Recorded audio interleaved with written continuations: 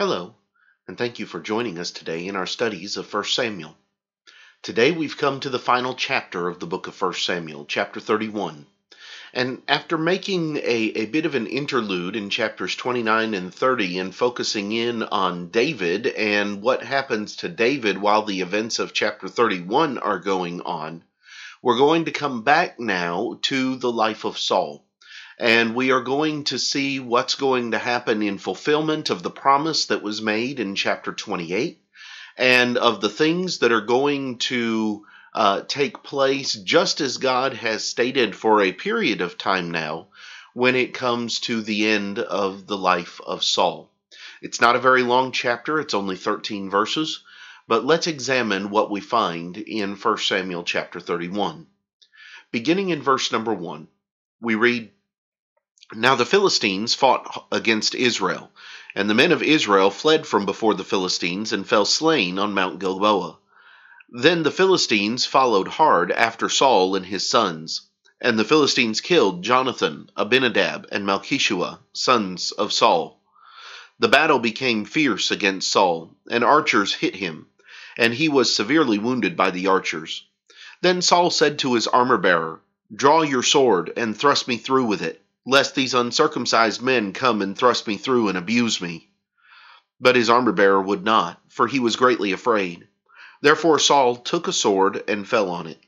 And when his armor-bearer saw that Saul was dead, he also fell on his sword and died with him.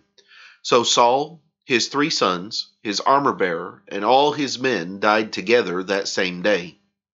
And when the men of Israel who were on the other side of the valley, and those who were on the other side of the Jordan saw that the men of Israel had fled, and that Saul and his sons were dead, they forsook the cities and fled, and the Philistines came and dwelt in them. So it happened the next day, when the Philistines came to strip the slain, that they found Saul and his 3 sons fallen on Mount Gilboa. And they cut off his head, and stripped off his armor, and sent word throughout the land of the Philistines to proclaim it in the temple of their idols and among the people. Then they put his armor in the temple of the Ashtoreths, and they fastened his body to the wall of Bethshan. Now, when the inhabitants of Jabesh Gilead heard that what the Philistines had done to Saul, all the valiant men arose and traveled all night, and took the body of Saul and the bodies of his sons from the wall of Bethshan. And they came to Jabesh and burned them there. Then they took their bones and buried them under the tamarisk tree at Jabesh, and fasted 7 days.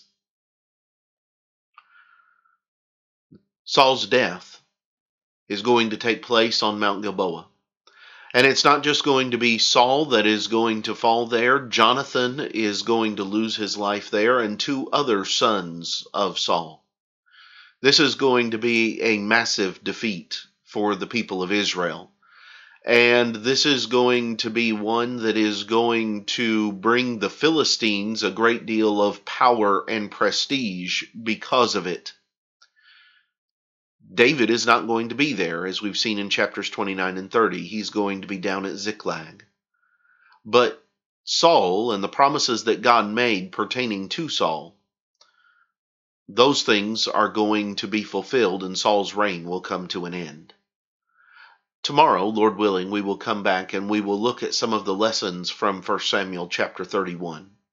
And we will see some of the things that transpired and some of the things that we need to learn from it. But until then, have a great day.